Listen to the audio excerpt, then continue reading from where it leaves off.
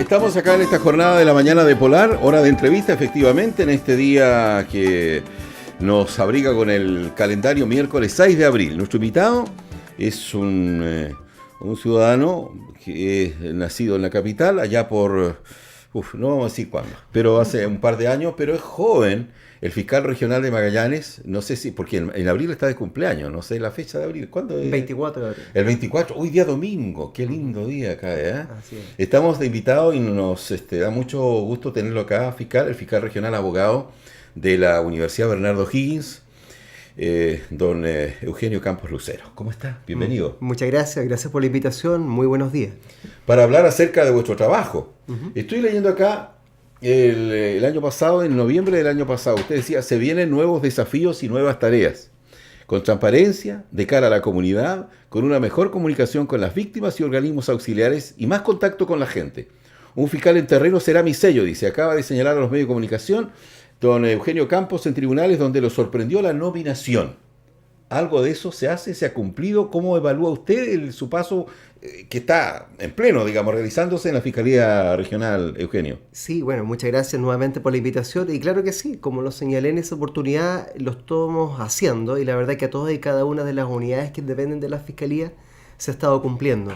El día de ayer, recordando, nos juntamos con la agrupación de víctimas, por ejemplo, que se está formando en la ciudad de Punta Arenas, dándole cuenta de cuáles son los derechos precisamente como víctima y qué nos pueden ellos exigir como Fiscalía, que también ellos pueden exigir también a otras instituciones que dicen relación con las investigaciones. Claro. Empoderando a la unidad de víctimas nuestra precisamente mayor presencia en terreno, mayor presencia en las audiencias, ayudar a las víctimas, orientarlas. Coloquialmente expreso pololearse a las víctimas, ir cercanos, porque muchas personas, aparte de encontrarse lamentablemente con un hecho delictual, quedan precisamente en indefensión no tan solo por el delito, sino que también de la información. Y efectivamente una muy buena información oportuna le da derecho precisamente para poder exigirnos muchas cosas en el futuro, tanto a la Fiscalía, al Tribunal, a las policías, incluso a las demás u otras autoridades que pudiesen también estar inmersas en este tipo de discusiones. Sí, estamos cumpliendo y la verdad que ayer paraba un poco y decía, es como si ya hubiese pasado un año. Y la verdad que llevamos tres meses. Claro. Así que estamos precisamente en todo este tema de poder volcarnos hacia la comunidad. Eso es lo que queremos.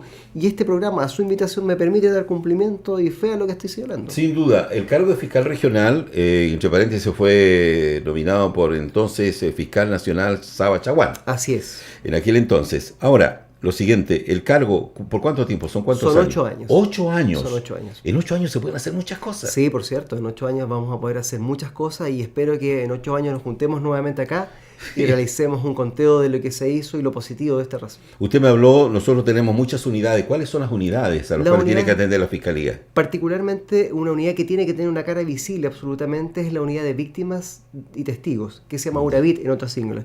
Pero la unidad de víctimas y testigos de la Fiscalía, hay que indicarles a la comunidad que no tan solo la Fiscalía, su labor fundamental es la de investigar delitos o hechos que revisten caracteres de delitos, sino que también tiene una obligación constitucional como un segundo orden, que es la protección a las víctimas y a los testigos.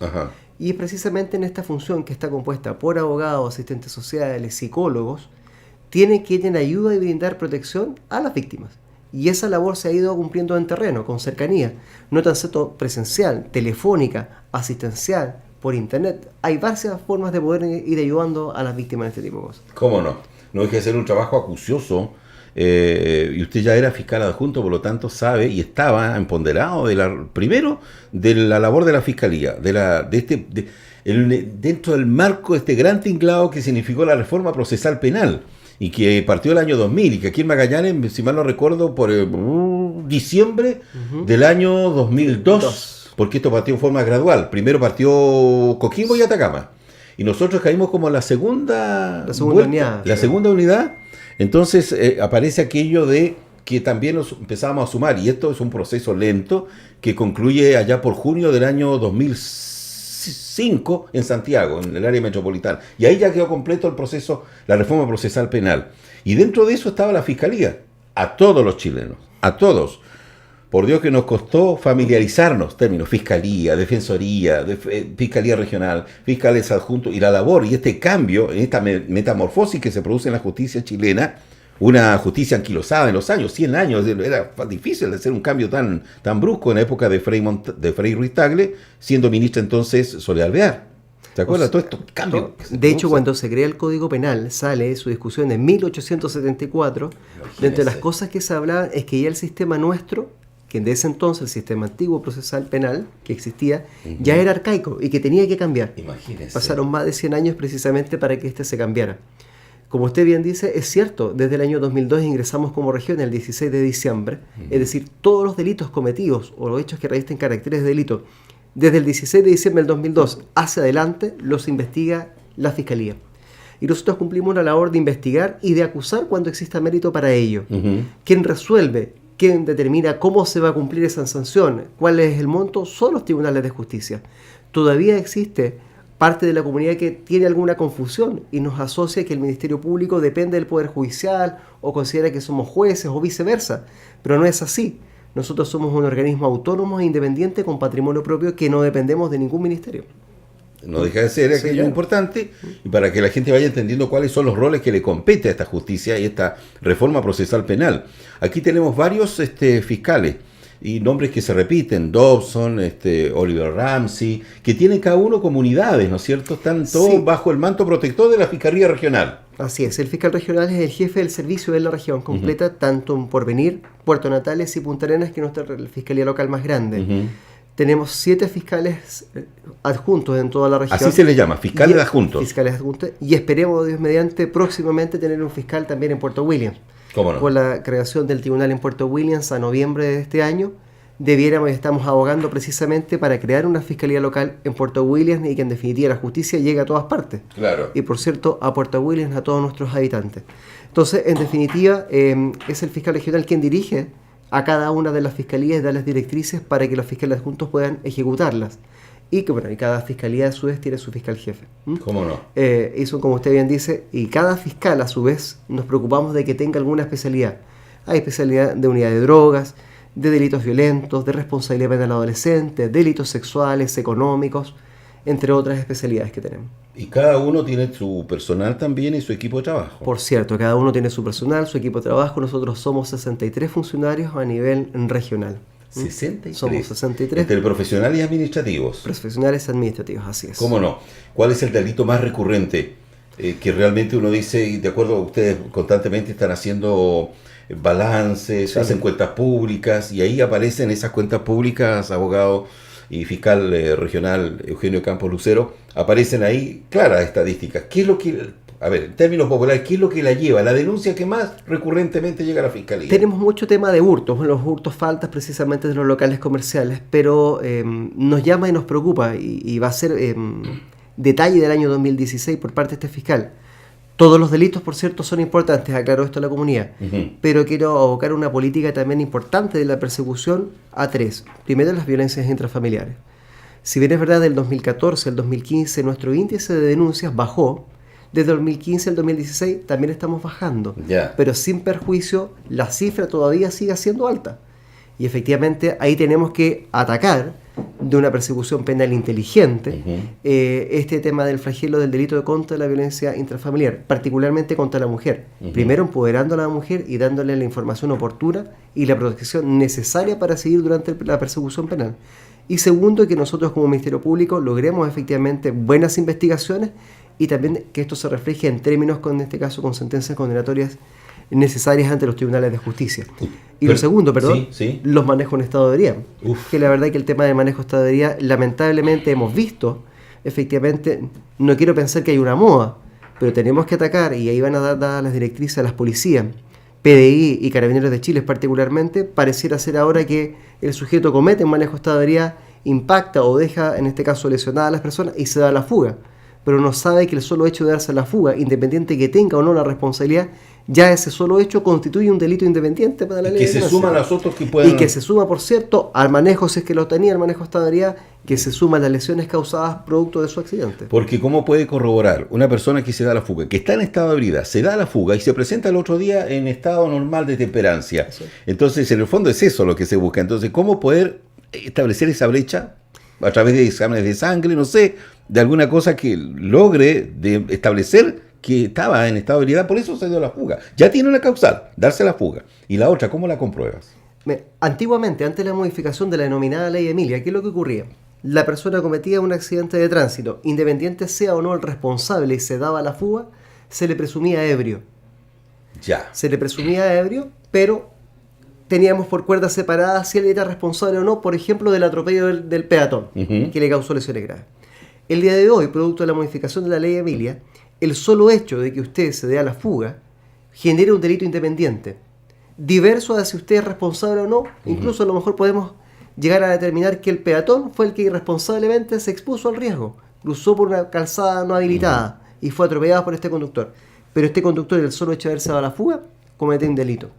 Si el día de hoy a mí me controla Carabineros en Bories con José Menéndez y yo me niego a hacer la alcoholemia, también ese solo hecho objetivamente me constituye en un nuevo delito.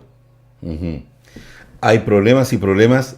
Uno ve casos y casos y la televisión denuncia hoy, me aparece un informativo de Crónica Roja, todos los informativos nacionales, y uno dice, no se dan otro tipo de noticias de repente más positivas, pero hay un caso específico que me llamó poderosamente la atención porque hubo una colisión bastante violenta y afortunadamente con un volcamiento, y donde las personas que más resultaron dañadas fue una pareja de jóvenes.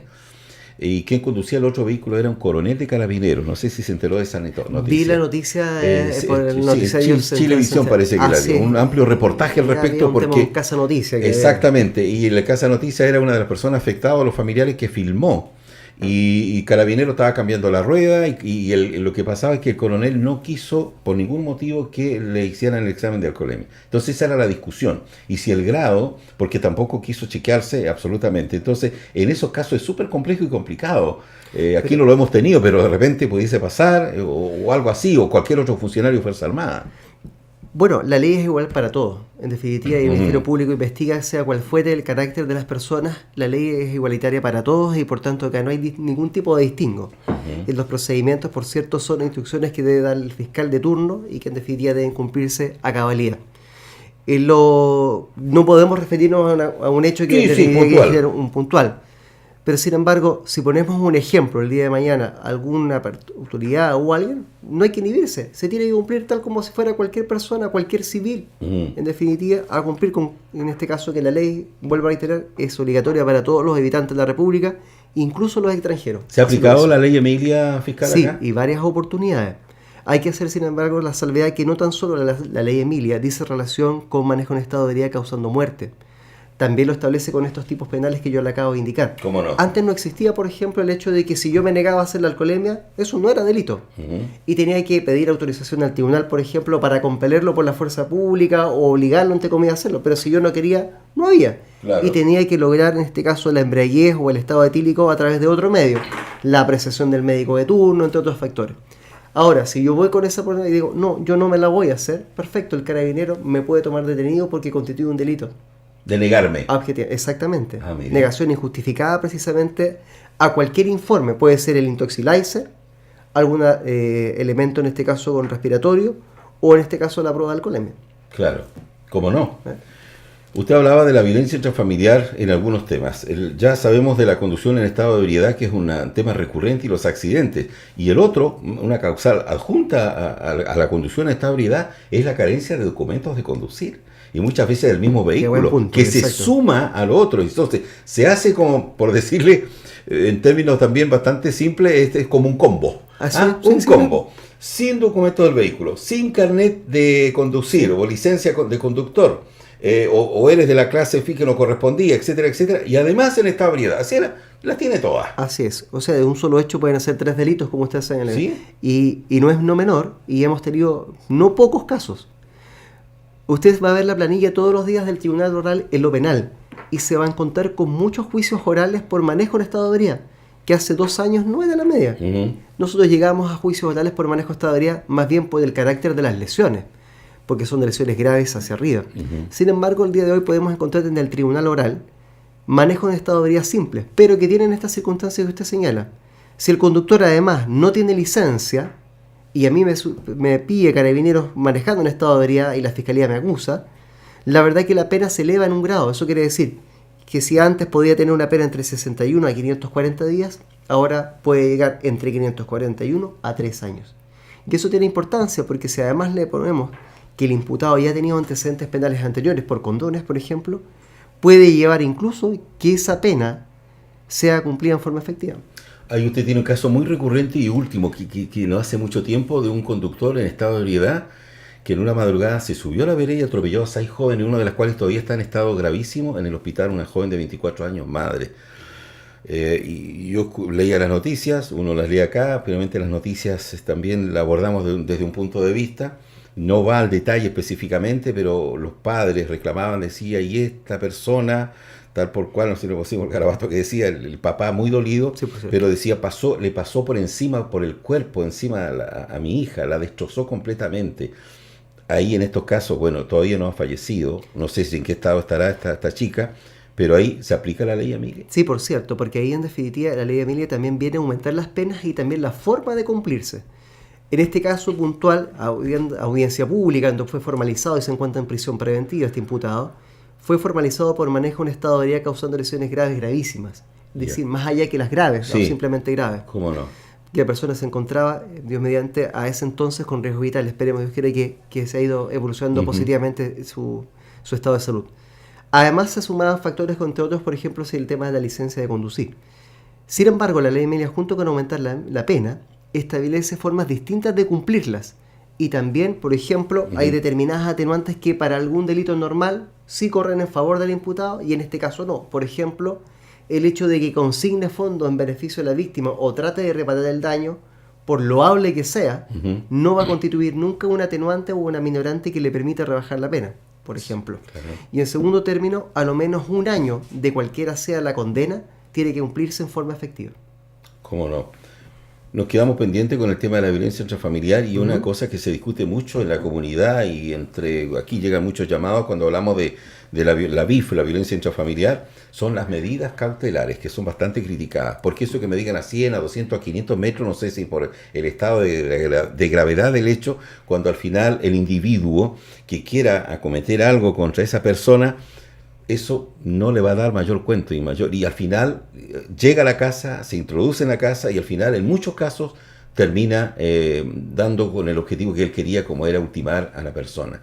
Entonces la crítica es, y uno entiende, bueno, la justicia es así, yo no sé qué se puede cambiar o qué más se puede hacer respecto a esta acción, la medida cautelar. Sí, respecto a las violencias intrafamiliares hay que partir de la base y en general para todo tipo de delito y el actuar que reina la Fiscalía es que nosotros tenemos que ajustarnos y pedir o solicitar lo que la ley nos dice.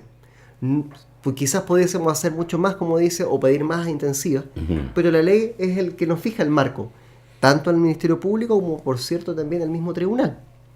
Frente a esta postura, usted me dice las medidas cautelares, ya hemos partido de la base de lo más básico de este tema. Había muchas víctimas que no tenían ni siquiera conocimiento de que el tribunal había decretado en su favor una medida cautelar, estas prohibiciones. Y resulta ser que en no pocos casos encontrábamos que el imputado que estaba detenido pasaba una audiencia de control de detención al tribunal de garantía, salía y volvía a la casa. ¿Por qué? Porque efectivamente aquella víctima que había sido en este caso el objeto de la golpiza o del hecho de violencia intrafamiliar tampoco tomaba conocimiento de que el tribunal le había librado una medida cautelar en su favor. Eso ya lo estamos atacando todos los días con personal de esta unidad de víctimas, como señalaba, presentes en las audiencias para que comunique efectivamente y en forma fiel y el cumplimiento de esta medida. En lo segundo, cuando se decretan estas medidas cautelares de prohibición de acercarse, como usted, 100, 200, 50 metros, lo que sea, no hay que olvidar nunca, y aquí va directamente a los imputados y en definitiva el conocimiento en general, si a mí como imputado se me impone una de esas medidas y yo la incumplo, cometo otro delito, que se llama desacato. Y efectivamente amerita inmediatamente la detención. Es cierto, ¿quién desearía que en definitiva tuviéramos un carabinero, un policía, al lado de darle protección? Pueden haber casos puntuales en que sí lo hemos logrado. En otros queda supeditado un poco a este tema y es un control nuestro también como Fiscalía en que tenemos que dar todas las medidas. Contactos prioritarios, tenemos una asistencia en línea telefónica, tenemos en definitiva las medidas para contacto prioritario con las policías, porque si eso se produce, lograr la detención del imputado por este delito flagrante, y luego de ello, una vez detenido, puesto a disposición del tribunal, pedir, por qué no decir, en algunos otros casos, la prisión preventiva, dando cuenta que ya la primera medida no fue el resultado que nosotros esperamos y por tanto requerimos una más intensiva. ¿Cómo no? ¿Cómo no? Otro de los casos, mira, recurrente de la ciudad que llamó poderosamente la atención, y yo sé que se establecieron las denuncias respectivas a quienes resultan responsables, siempre se dice aquello, de quienes abrieron 22 grifos en una madrugada de lunes. Las denuncias se hicieron por parte de Ejecutivo de Aguas Magallanes con sus abogados respectivos, y eso es una cosa. Y lo otro, los incendios de unas máquinas que al final los vecinos tuvieron que apañarse entre ellos y crear su propio sistema. Esto no es malo, porque muchas veces también la autoridad lo ha dicho: organícense como vecinos, vean sus propios sistemas de resguardo, porque aparentemente las policías civil y además uniformadas a veces no dan abasto. Entonces también la gente reclama, si llamamos al 133, llamamos al 132, al que se llame, siempre se va a priorizar qué es lo más grave que está pasando. Pero los vecinos se organizan, eso uno. Incendio de vehículos, en una noche fueron 3 y una camioneta 200 metros más allá, y en esos casos nunca se logra dar con quienes fueron.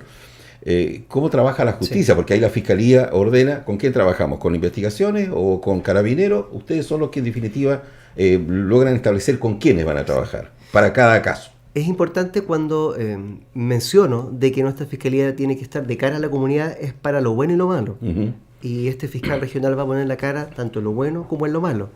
Pero también, en definitiva, estos programas me permiten a mí también dar luces de cuáles son los derechos y cuál es la función que hace la Fiscalía. ¿Cómo no? La Fiscalía, lo que nosotros hacemos es dirigir una investigación. Quien investiga y que cumple esas instrucciones son las policías. Y por tanto nosotros como fiscal vamos a solicitarles que estas instrucciones sean también más completas. También queremos ver unas investigaciones que tengamos resultados. Yo también tengo que darle cara a la comunidad y decirle a la ciudadanía: yo cumplí esta instrucción, se despachó una hora de investigar, pero lamentablemente no tengo resultados. Y esas se deben cumplir. Entonces también... ¿Hay plazos para ello? Hay plazos para ello. Las víctimas tienen derecho a conocer el estado de avance de su investigación, tienen derecho a pedir diligencias, tienen derecho a entrevistarse con el fiscal para que les expliquen qué va o qué no se ha hecho y por qué no se hizo, indicarle por qué razón no se va a hacer. Uh-huh. Por ejemplo, porque ellos pueden insistir o reclamar, buenamente me refiero a reclamar en el sentido de insistir ante el fiscal regional para que él pueda tener una segunda visión. ¿Cómo no? Yo llamo efectivamente a las víctimas que, si no están satisfechas con este tema, hagan sus conductos regulares. Por eso tienen derecho a pedir investigaciones, a tener copias. Queremos ver víctimas empoderadas en una investigación. Es cierto, y es nuestra función. Acá el fiscal no les va a poder decir en 2 o 3 meses más, porque eso es decir como no atenderla. Claro. Nuestra función precisamente está en el servicio de la comunidad. Y en estas investigaciones, por cierto, como usted bien dice, y tienen todo el reproche posible y tienen justa razón de indicarlo, no tenemos resultados. Y efectivamente también vamos a pedirles a las policías que nos den ese resultado con las investigaciones. Es fácil indicar también, decir: no, es que la Fiscalía no dio la orden, es que el fiscal no hizo tema. Pero efectivamente quien está en terreno empadronando, tomando diligencia, efectuando peritaje, son las policías. Y para eso tenemos reuniones de coordinación necesarias. La otra vez nos invitaron a una reunión de carabineros que estuvo muy provechosa, los famosos PASIC, en definitiva, que es importante que la comunidad pueda asistir. La verdad es que nosotros como Fiscalía nos interesa mucho. La semana pasada estuvimos en la mesa de trabajo en la gobernación de Tierra del Fuego. Precisamente la Fiscalía quiere estar presente para poder explicar lo que yo estoy señalando con su medio de comunicación. ¿Cómo no? Fiscal, ya estamos en el tiempo, pero no quiero dejar de partir, no sin antes también consultar al respecto. Yo entiendo que hay, ya están las policías investigando, pero también los plazos que se genera la Fiscalía en orden a investigar de desaparecidos, porque parece que aquí la gente se desaparece y no se encuentra más. El caso de Márquez, José Márquez, esta persona que se desaparece a fines de enero del año 2015, en mayo del año 2015 también se desaparece la profesora Irma Solís, un campesino que se desaparece hace cosa de 2 meses en Tierra del Fuego, y a un personaje antes de eso, también hombre de campo, en la comuna de Timauquel, que no se encontró más, salvo una vestimenta, aparece, no sé si en un río por ahí. Entonces ya tenemos 2 desaparecidos, aquí hay 2 más, independientes de los casos anteriores, de la señora Borges, de la joven Karina Pérez, que estamos hablando de la época de Ricardo Alex. Sí, claro. Entonces, desaparecidos, se desaparecen las personas y ya. ¿Y qué pasa al respecto? ¿La Fiscalía cierra los casos? No. ¿Se mantienen abiertos mientras no haya una prescripción de tiempo? En fin, ¿qué pasa con ello? Agradezco la pregunta, y es la misma respuesta que siempre he tenido para todos. Hay algunos casos que son del sistema antiguo, que ocurrieron antes del 16 de diciembre del 2012. De Alex, por ejemplo. Sin embargo, me pronuncio con aquellos que usted me indica. Yo señalé el primer día: yo no voy a descansar y esa causa no se van a cerrar hasta encontrar las personas que están desaparecidas, que para nosotros siguen siendo de presuntas desgracias. Así se caratulan efectivamente estas investigaciones, porque no sabemos si hay una desaparición voluntaria o respecto, por ejemplo, ni mediante una muerte, o en esa muerte puede haber intervención de terceras personas. Eso no lo sabemos. Sí, En eso claro. estamos abocados. Sin embargo, estas investigaciones se han realizado diversas diligencias. Cuando hablaba de la reunión que había tenido con la agrupación de víctimas, entre otras estaba presente también la familia del señor Márquez, donde he mantenido reuniones periódicas y ellos tienen conocimiento de todo y cada uno de los detalles de las investigaciones que se han realizado. Lo mismo respecto de doña Irma Solís, que ya se va a cumplir un año. Exactamente. Y que efectivamente esas diligencias están encomendadas en ambos casos a las brigadas de homicidios de la Policía de Investigaciones, donde me consta, y también a las víctimas y a los denunciantes les consta todas y cada una de las diligencias que se han hecho. Son casos complejos, por cierto, casos complejos que también están a mi cargo. Yo tengo a cargo ambas investigaciones precisamente para dar con la búsqueda de ellos. Hemos recibido muy buenas noticias por parte de la policía respecto de uno de ellos y que estamos trabajando y esperemos tener siempre la confianza de poder aclararlo lo más pronto posible. Estamos pidiendo ayudas también de otras localidades. Sin embargo, esos casos no terminan, no se acaban, no se archivan. No terminan, siguen absolutamente vigentes y los encargos se hacen también a toda y cada una de las policías. No tan solo carabineros, no tan solo investigaciones, sino que también no olvidar que también tenemos una policía marítima, que es la Armada, y que también nos ayuda con diversas diligencias sobre estos puntos. ¿Cómo no? Yo le agradezco, Eugenio, que haya venido esta mañana al fiscal regional Eugenio Campos Lucero a compartir estas ideas, este trabajo de ellos, cada uno lo que está todos los días. Usted se levanta en la mañana para hacer justicia y para con todos sus colaboradores y los fiscales adjuntos trabajar en diversas áreas. Y hay que poner la cara, como usted dice, el doliente, la persona afectada, la víctima o el pariente de una víctima va a llegar a exigirle, y a veces no buenos términos, la gente está exaltada, está preocupada. Entonces, como usted dice, hay que poner la cara para lo bueno y para lo malo. Y en estos casos también una labor de repente puede hasta resultar ingrata, pero es lo de ustedes, lo que les toca vivir, ¿no es cierto? Y hacer bien. Yo la verdad que amo lo que hago. Yo la verdad que siendo fiscal, la verdad que me llena de orgullo, siempre lo he dicho. Es una función tan noble que cumplimos los fiscales del Ministerio Público porque tenemos una relación directa. Nosotros vemos lo más malo de lo malo. Claro, seguro. Entonces, en definitiva, tenemos que ver las expectativas que se dan siempre dentro del margen que nos da, por cierto, la ley para el cumplimiento. Exactamente. Yo no quiero desaprovechar la oportunidad de estos micrófonos que son escuchados por toda la comunidad, de dar precisamente de que nosotros necesitamos como Fiscalía que la comunidad se apodere más también de las investigaciones. Cuando en definitiva yo le pido por favor que la comunidad no se inhiba, no omita informaciones que nos puede dar. No voy a hacer la denuncia, no, la verdad que yo no quiero que me pongan de testigo porque voy a poder después declarar, no tengo tiempo. Con esas funciones todos tenemos obligaciones también como comunidad, como ciudadanos. Colaboremos con este tema. Si queremos aclarar, también yo puedo ayudar con mi granito de arena, con lo que vi, con lo que sé, con lo que tomé conocimiento. En las presuntas desgracias, por ejemplo, que estamos hablando de los desaparecidos, también yo creo que hay gente que da y tiene conocimiento y tiene información de por favor les pedimos que se acerquen a la Fiscalía o a las policías. Tenemos los medios de protección para darle, para que ellos cuenten con la tranquilidad absoluta.